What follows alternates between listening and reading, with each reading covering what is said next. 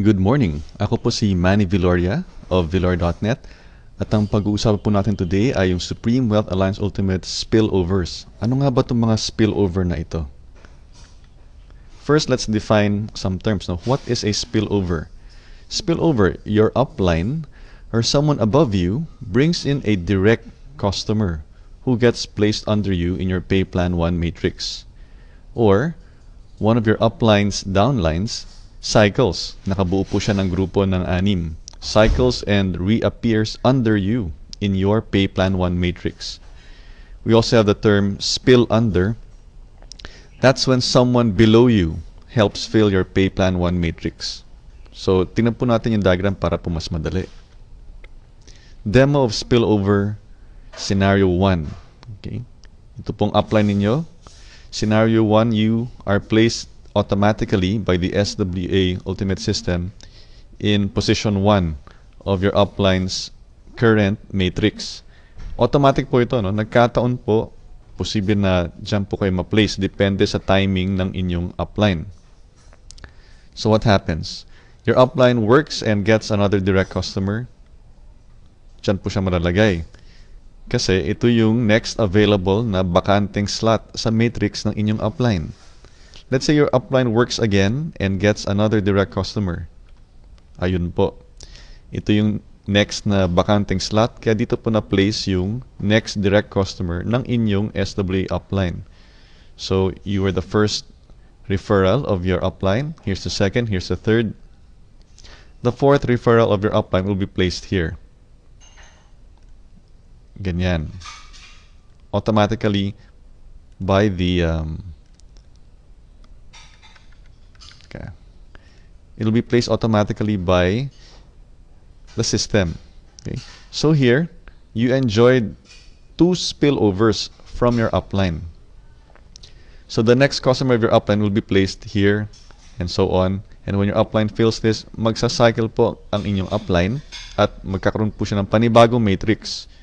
So, para mapuno po itong matrix ninyo, you can either get the help of these people, mga spill under, or you can find your own direct customers para po mabuo yung inyong group of 6 under you. Dito po. The only people who can fill this up will be these people and their direct customers, or you and your direct customers. Okay. How do you get direct customers? Meron po tayong tutorial sa pinoybiznow.com.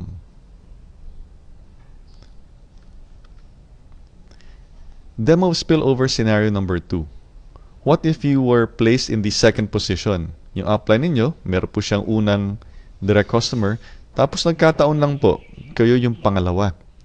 The SWA system will automatically place you in the first available vacant slot of your upline at nagkataon po ito yung bakante.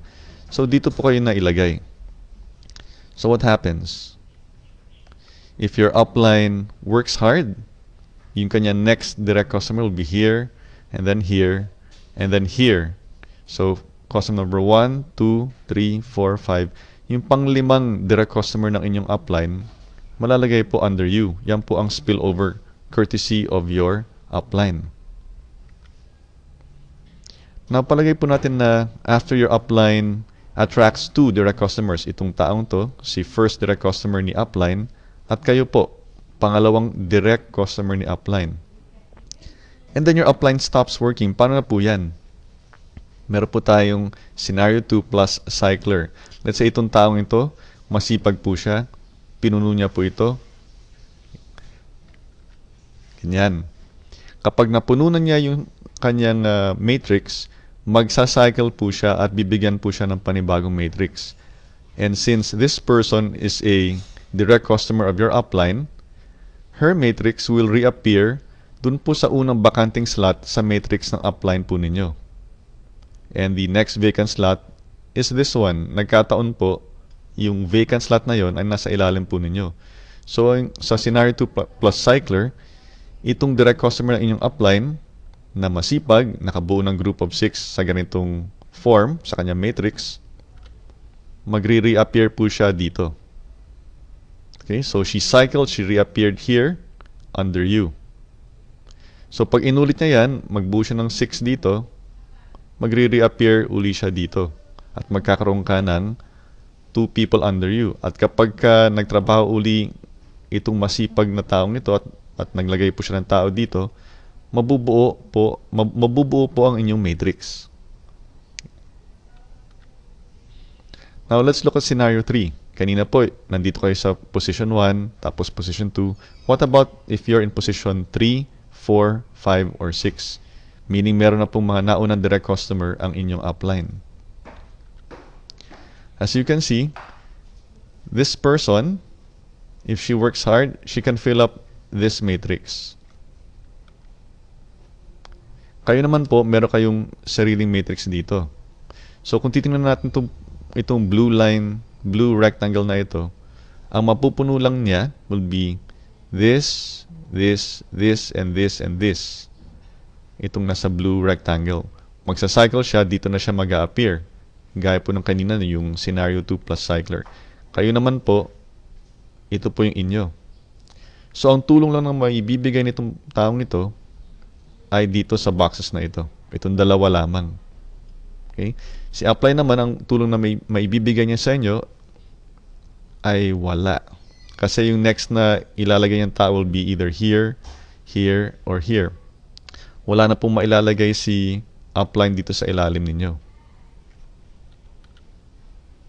Now, let's say masipag itong taong to. She brought in a customer, another customer, and another customer. So, ang naibigay niya po sa inyo, ang nai-spill over po niya sa inyo ay dalawa.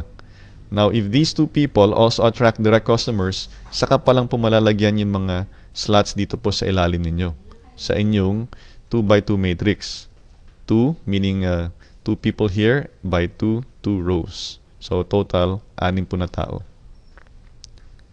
Okay? So, clear po ba yan sa inyo? Yung benefits po ng spillover ay hindi po automatic. Depende po yan kung nasa anong position po kayo at kung gaano kasipag po yung mga tao sa itaas po ninyo for spillover at kung gaano rin kasipag yung mga tao sa ilalim ninyo for spill under. At depende rin po sa inyo kung paano po kayo mag-a-attract ng direct customers. And meron po tayong tutorial sa pinoybiznow.com. So there you have it, the demo of spillover based on 3 scenarios, whether nandito po kayo sa first position, sa second, or sa third, fourth, fifth, or sixth. And that's it for this Supreme Wealth Alliance Ultimate Spillovers Explained Quick Tutorial. Ako po si Manny Viloria ng Viloria.net. Maraming salamat po at mabuhay tayong lahat.